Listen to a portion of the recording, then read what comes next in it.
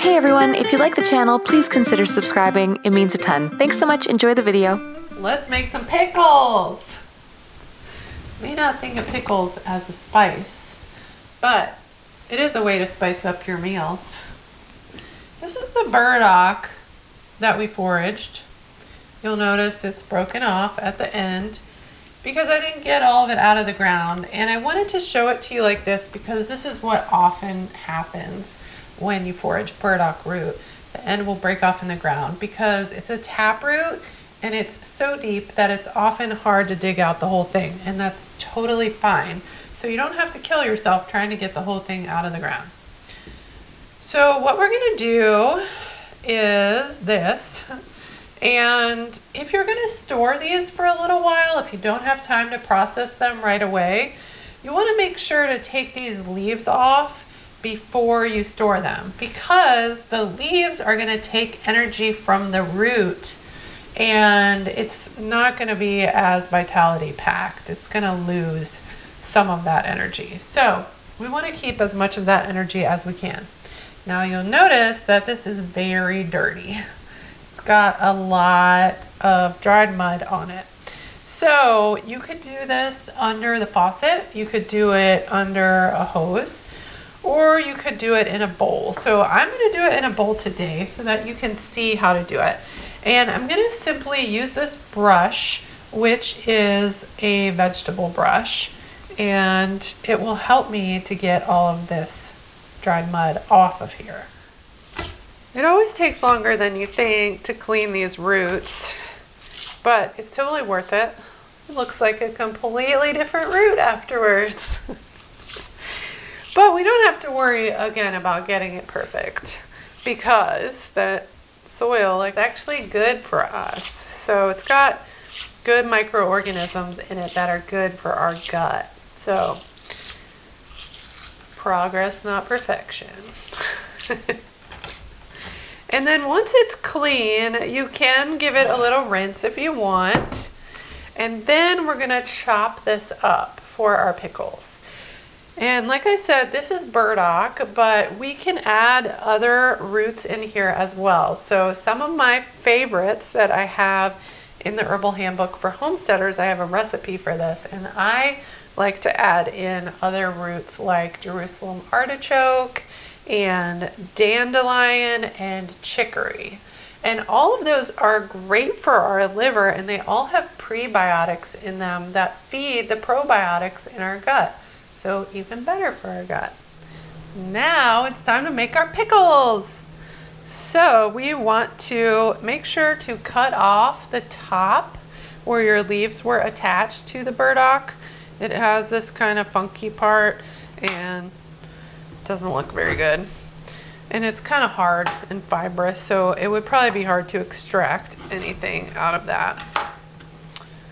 So we'll put those aside, and then we'll chop this up.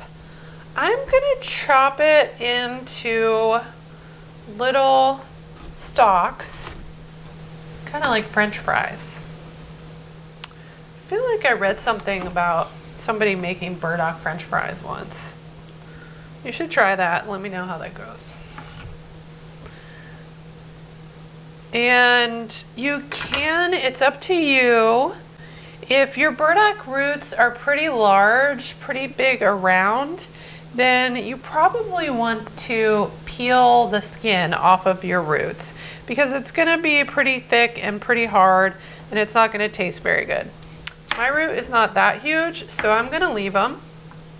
You can always take it off later if you need to, but I am a big advocate for keeping things easy.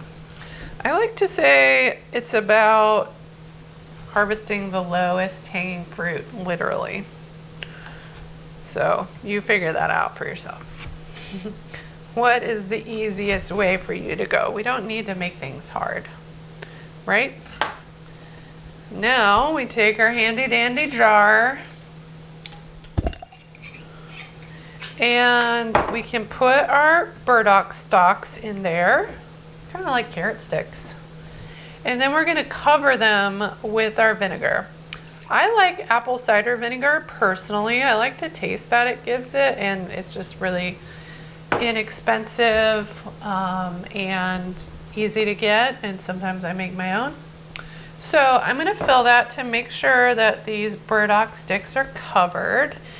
And then you basically can just make your own brine. Some people will mix this beforehand, and that's totally fine. Again, I'm into keeping things easy. So I'm just going to mix it right in the jar.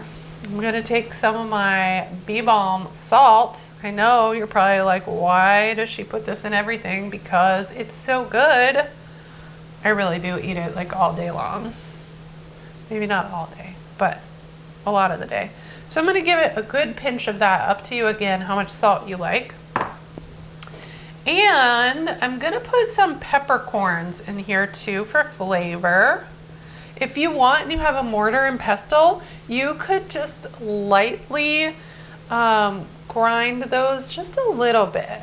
And you're not going to grind them all the way up, but just hit them just a little bit. And that will help them extract a little bit better. I also just had this great idea to put some spice bush berries in there. So I'm going to do that. I think I'll put about 5 or 6 of them in.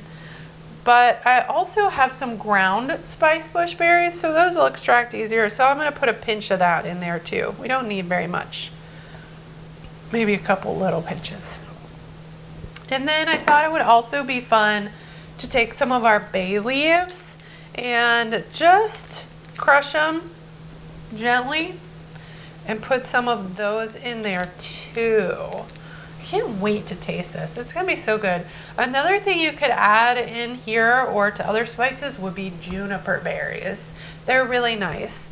We're gonna put a layer of parchment paper in between our jar and our lid to help prevent the vinegar from rusting the metal on that lid.